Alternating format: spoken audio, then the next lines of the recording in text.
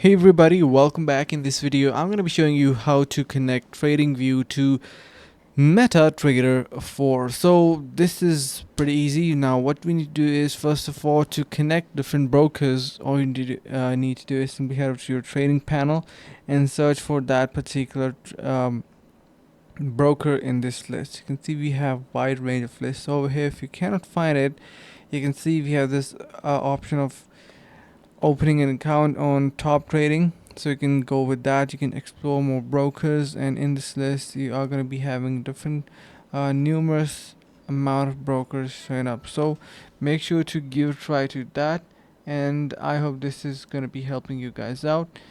You can also get $15 startup bonus, or basically a reward on TradingView once you sign in using the link in the description below, and I hope this helps. So thank you so much for watching. See you in the next video.